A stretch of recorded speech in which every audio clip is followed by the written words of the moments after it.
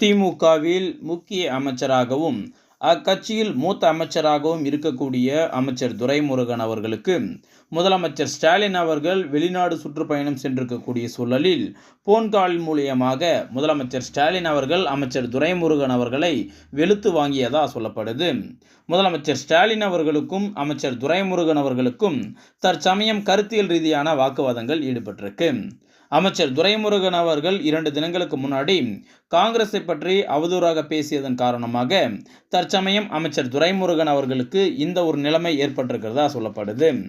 அதன்படி அமைச்சர் துரைமுருகன் அவர்கள் என்ன சொன்னார் என்பதையும், முதலமைச்சர் ஸ்டாலின் அவர்களுக்கும் துரைமுருகன் அவர்களுக்கும் ஏற்பட்டிருக்கக்கூடிய இந்த கருத்தியல் ரீதியான வாக்குவாதம் இதில் போய் முடியும் என்பதையும் இந்த வீடியோவில் ஒரு முழு விளக்கமாக நம்ம பார்க்க போகிறோம்.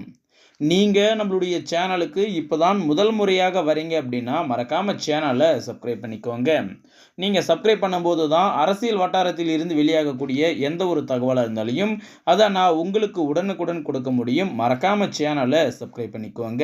சரியாக 2 தினங்களுக்கு முன்னாடி அமைச்சர் துரைமுருகன் அவர்கள் பத்திரிகையாளர் சந்திப்பின் போது அழகிரி அவர்கள் தொடர்ந்து திமுக காங்கிரசுடன் கூட்டணி இருக்க போவது இல்லை அப்படின்ற வார்த்தைகளை சொல்லியிருக்காரு. உண்மையிலேயே காங்கிரசும் திமுகவும் இரண்டாக உடைகிறதா? நட்புகள் இவ்வளவு நாளா இருந்தது பிரிஞ்சு எல்லோருமே தனித்தனியா தேர்தலை சந்திக்க போறாங்களா? இதுக்கு மேல காங்கிரஸ் கூட்டணி கிடையாதா அப்படின்ற மாதிரி துரைமுருகன் இடத்துல பத்திரிகையாளர் கேள்விகளை எழுப்பியிருந்தாரு. இதற்கு பொறுமையாக பதில் சொன்ன அமைச்சர் துரைமுருகன் அவர்கள், காங்கிரஸ் திமுகவுடன் கூட்டணி இருப்பதால் அது திமுகவிற்கு தான் தோல்வியடைய செய்யும். காங்கிரஸால எங்களுக்கு ஒரு ஓட்டு கூட விழுறதில்ல. காங்கிரஸ் கூட இருந்தாங்க அப்படின்னா கண்டிப்பாக நாங்கள் தான் காங்கிரஸுக்கு பாதுகாப்பாக இருக்கணும். அவர்களால் எங்களுக்கு ஒரு ஆதாயமும் கிடையாது. தேர்தலில் தனியாக நின்றாங்க அப்படின்னா கண்டிப்பாக ஓட்டுகள் கூட விழுகாது. ஓட்டே விழுகாத காங்கிரஸை வச்சுக்கிட்டு நாங்கள் என்ன பண்ணுறது? கூட இருந்தால் இருக்கட்டும், இல்லைனா வெளியே போகட்டும் அப்படின்ற மாதிரி அமைச்சர் துரைமுருகன் அவர்கள் அவருக்கே உரித்தான பாணியில் சொல்லியிருந்தார். இதை பார்த்த காங்கிரஸ் தலைவர்கள்லாம் முதலமைச்சர் ஸ்டாலின் அவர்களுக்கு போன் மூலியமாக எதற்காக அமைச்சர் துரைமுருகன் அவர்கள் கூட்டணி தர்மத்தை மீறாரு, நாம் இப்படி கூட்டணியாக இருக்கும்போது காங்கிரஸ் பற்றியும் திமுகவை பற்றியும் இப்படி அமைச்சர் துரைமுருகன் அவர்கள் இழிவாக பேசினார் அப்படின்னா அது கண்டிப்பாக வரப்போகின்ற நாடாளுமன்ற தேர்தலை பெரிதும் பாதிக்கும். மறுபுறம் பாஜக ஏதாவது ஒரு வாய்ப்பு கிடைக்காதா, தேர்தலை அதை அப்படியே பயன்படுத்தி நம்ம வெற்றி பெறலாம் அப்படின்னு காத்துட்டு இருக்காங்க.